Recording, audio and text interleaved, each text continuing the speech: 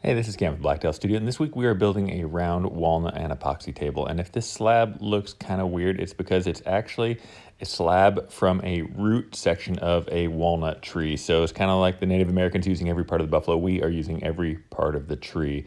And if you want to know how much this slab cost, it was actually free. One of my followers dropped it by one day when I was giving him actually an old table that I wasn't using anymore. So pretty cool to have a free slab to use for a table, and it's going to make a pretty interesting round table, so stay tuned. As you can tell, I haven't exactly gotten into the 3D rendering scene yet, so for now, cardboard is going to have to do, and I actually had my very first screw up already, right there, broke it in half. Good thing we are working with epoxy, and we're just going to put more epoxy in, but it is going to make this first part a little bit more difficult. Since I had this exact layout picked out already with the client, I need to make sure I kept that consistent after I broke the pieces in half. So that's why I put the hollow template on the bottom, using that round one on top to mark the exact center. And that's going to come into play when we use our circle cutting jig here in just a couple minutes. But first, going to go out, get it all cleaned up. Pretty standard using the wire wheel angle grinder, just getting all the softwood, rot, bark, anything else that's just not good hard walnut. We're going to get all that off before we attach these with the splines. You might have seen me use this spline jig in some past videos. It's nothing too complicated. It's just a rectangular cutout that I run a 1/2-inch router bit through that creates these basically just rectangular splines. And they're not going to be as strong as, say, like a bow tie, but they're going to be plenty strong enough to hold these together while I make my mold and do my epoxy pour. If you watched my last roundtable video, you saw me screw up pretty bad, and I tried to use the wrong tool to cut a circle. It was just a bad idea from the start.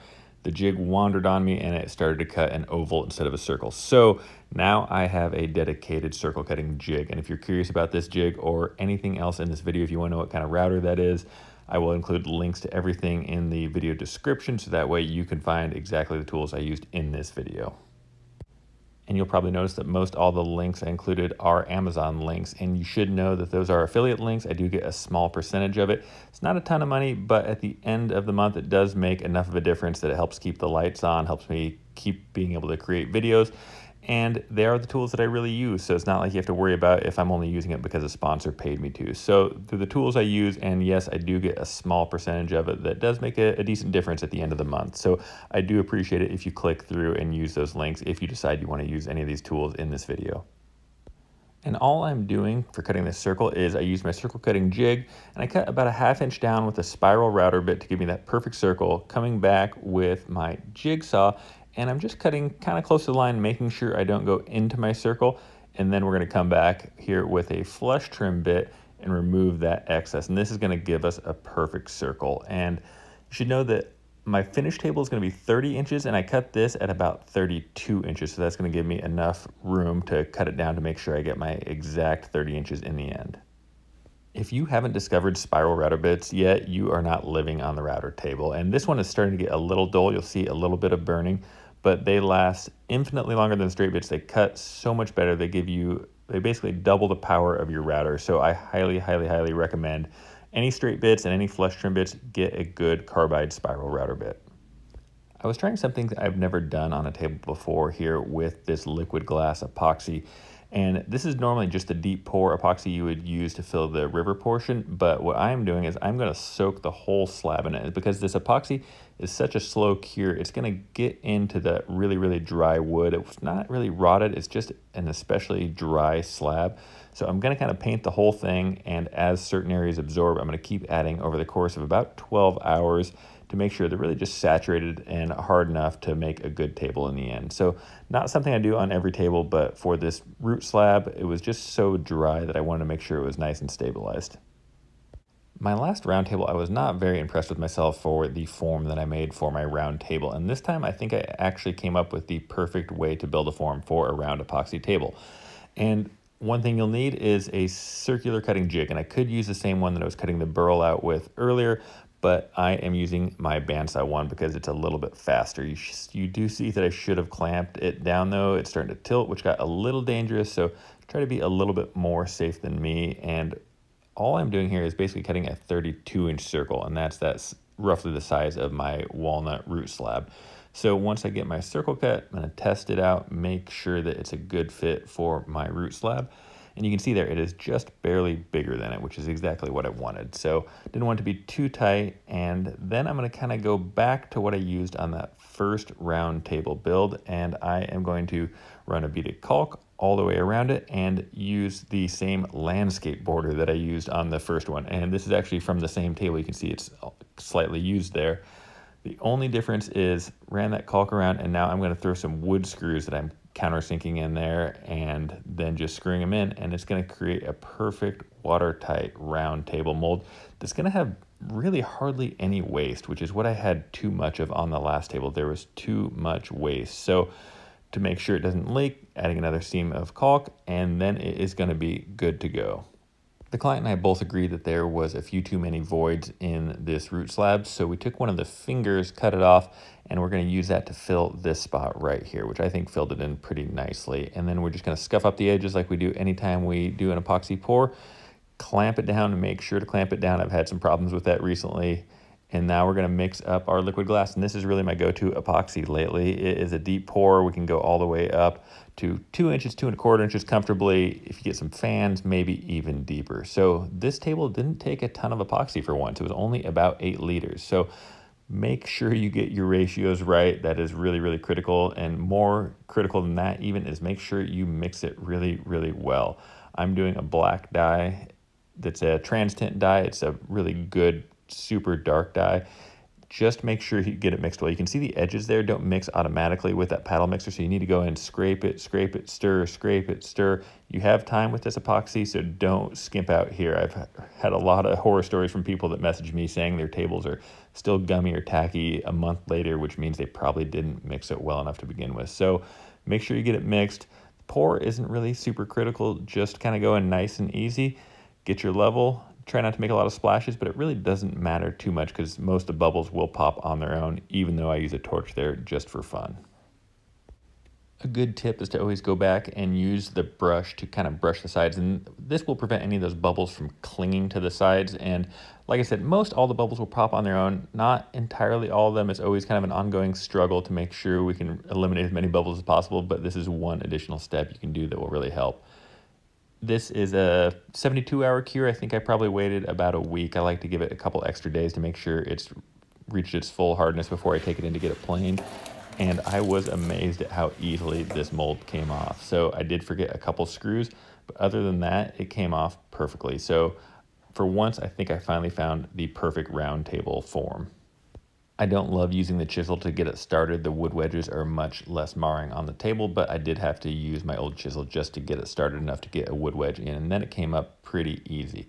And from here, I'm going to go to my favorite industrial shop in Portland, Creative Woodworking, and a couple passes and got it right down to, I think we actually went a little bit further than I was planning and went to 1¾ inch, but these guys saved me so much time by letting me run it through their giant planer / wide belt sander. So saves me a ton of time. Now I can go back, cut it down to its final shape that's going to be 30 inches exactly.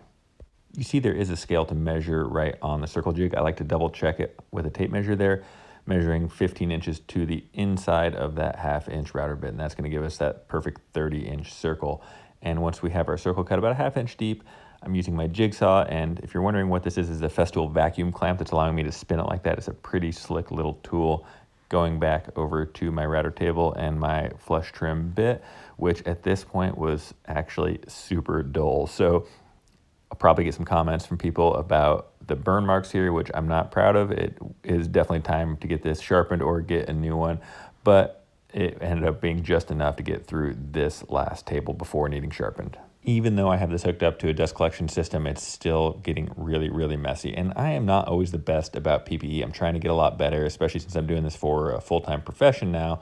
So I was wearing respirator, glasses, all the proper PPE for this one. And here I am just doing a 22-degree chamfer, and this is a nice shallow pass. Then I'm going to come back, do a full 1-inch deep pass here. Once again, I'm going to do something I haven't done on a table before, and I'm going to use that same deep pour liquid glass resin, and we're going to do this to kind of stabilize any remaining dry areas that were just a little bit too soft for a table. And same process we did before we did the epoxy pour, just going to paint the whole thing, But when we're done, we're gonna go back, sand it, scrape it, and what's gonna remain is just good hard wood, and then any of that drier areas will be then nice and stabilized with that epoxy, and the rest of it is gonna just scrape off the top like you see here. If this is your first time watching one of my videos, first off, welcome. I really appreciate you watching. And I am very well aware that I go super fast. I know I have a lot of viewers outside the country and English isn't your first language, so the fact that I talk so fast can be a little overwhelming sometimes. And also, there's just a lot of information to take in a short amount of time. So you should know that I am really, really good about answering every single YouTube comment. So if you guys leave a question, if you leave a comment, I will read it, I will answer it. And if you look through some of my past videos, you'll see that I answer every single comment in there. So if I'm not clear on anything, if you're a little unsure of why I did a process, or maybe you have a better idea, please feel free to leave me a question or comment down below, and I will read it and I will respond. If you do like what you see, though, if you do get something from it, if you do learn something from the comment that I reply to, the only thing I ask in return is that you just hit that little subscribe button, that bell up in the corner, because adding the subscribers, that's what enables me to keep making content, keep making videos, because I do put out a new video every single Thursday. So I would really appreciate it if you go ahead and hit that subscribe button right now. And if you go through some of my old videos, you might even see some weird things like that DIY sanding glove that I made there, which is just a Velcro glove for sanding the corners of my tables and table legs.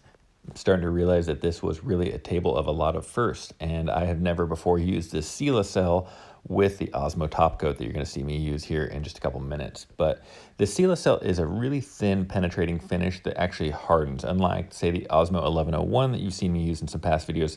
That doesn't really get hard. This is going to penetrate in there, stabilize any remaining soft portions of wood, and then I can add my Osmo top coat, which is going to be the coat that really adds to the look of it. This is going to be more just to kind of get in there and stabilize some of that, really dry, softer wood. Waited about 24 hours before coming back, sanding this before my first top coat of Osmo. And here I'm using the Osmo 3043. And I'm troweling it on here, and it is a little better to buff it in. And there was one problem though with this particular shot, is once I got it all in there, I put my buffer on there and it made my iPhone freak out, which right there. So you didn't get a very good shot of that, but I ended up doing several coats of the 3043. I just kept adding it until it got exactly the look I want. And there was actually quite a lot of sheen on this table when I was done, a little bit more than I normally do, but in the end I went over it with the client and this is exactly how we wanted it.